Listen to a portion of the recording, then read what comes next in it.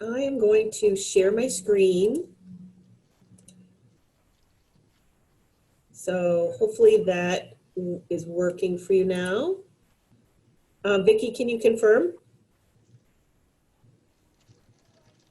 I'm muted. Yes, we can see your screen. Okay. Thank you.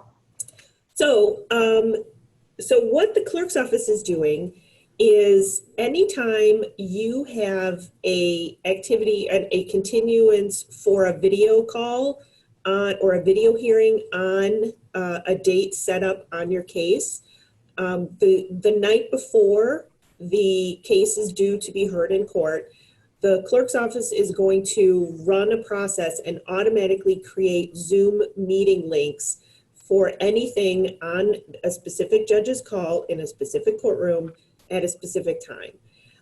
Now, specifically for the domestic relations, I think you just heard that if you do need something scheduled, something put on the call, you do have to call the domestic relations scheduler and submit the form, to request a video hearing. And once that gets on the court case, then our software will intercept it and create the Zoom meetings automatically. So we have made an enhancement to our website, and this will become live. We're currently scheduled to go live with this on August 10th, which is a Monday. And so right now you're looking at our test website. And if you go to our website called 18thjudicial.org, you'll see a new icon here at the top. It's called Remote Zoom Hearings, or remote Court Hearings, and it brings you to this website, this web page. And so you'll enter your courtroom, and we can choose 3009, and the date will default to today. And to prevent, some data harvesting, you click the I am not a robot link and search schedule. Now, what this is doing is for every court case that has a video hearing scheduled in it for 3009 today, you will see all these search results. So you'll see that now we have this court case here, and this is the case title. The session time is scheduled for 9:30 a.m. and it gives you a meeting and ID and a passcode and also a phone bridge. So if you have problems launching the Zoom app directly from your device, you can always go to zoom.us and you can enter this meeting ID and this passcode manually. But it'll be much easier if you just click the Join Now button and then you choose to run the little Zoom app. And now I am not going to get out of this meeting. So I'll say no here. But this will now bring up your Zoom meeting for your court case at 8:30 in the morning.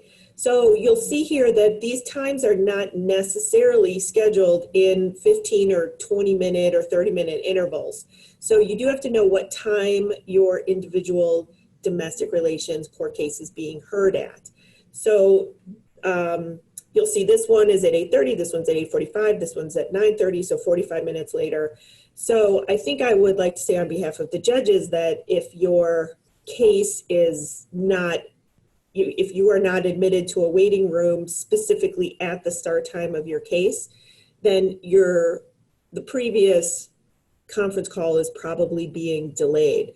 So when you join the meeting, you'll be put into a waiting room most likely, and then the judge will admit you from that meeting and start the meeting at the proper time when he or she is ready. If you do have a Zoom meeting that has already been scheduled, there are some of them coming up in the near future for like the middle to the end of August.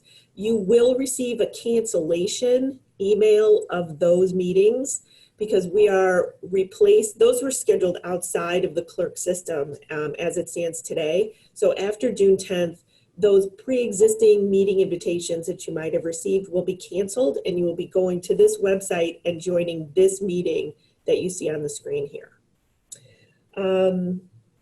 And I will take any questions if anyone has any at this time.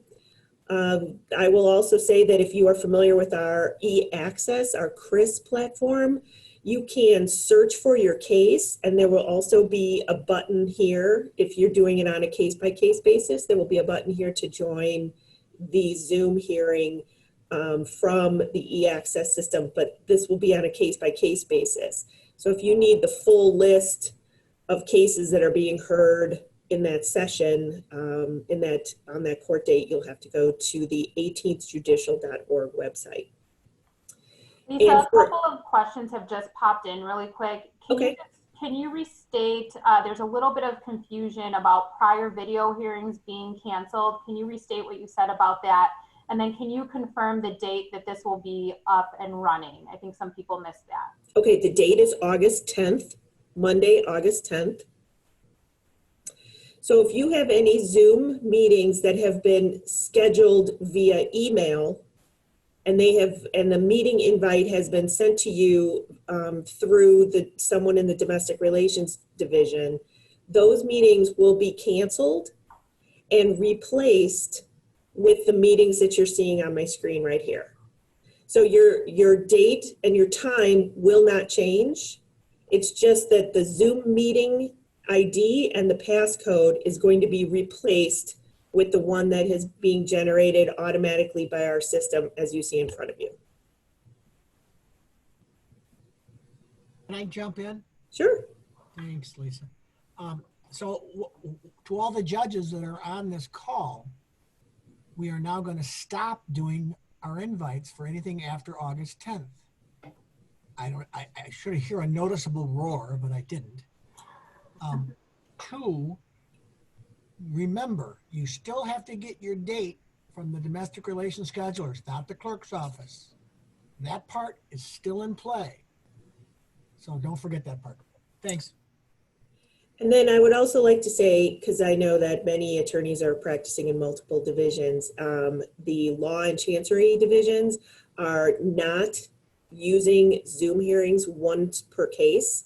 So those will be more larger court calls where the judge will be hearing multiple cases for their Zoom meeting, but you will use this same interface to find your morning or afternoon sessions in the other civil divisions as well. But domestic relations is doing one Zoom hearing per case. Lisa, Okay, I'm done if we don't have any further questions. Lisa, would you be able to show, when you walked us into Chris, there was a thing on there for the court call. Would you be able to show everyone very quickly how we access the court call so you can see the judge's schedule? Well, this is our Chris system, so. With the courtroom court call we now have available? This attorney court call?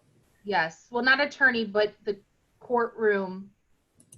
Wendy, I was prepared to show that one. Okay, Sean will show it. That's okay, thank you. Thank you, Sean. It's right here. Yep. Okay. Lisa, Judge Davenport's going to ask you a question really quick, so I'm going to let her unmute herself.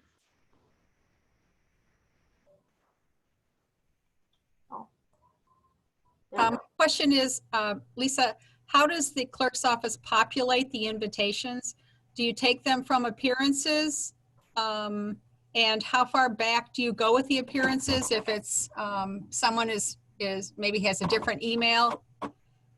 That's a really good question. We are not generating emails. We are not sending email invitations to anyone, regardless of appearance or no appearance on the case.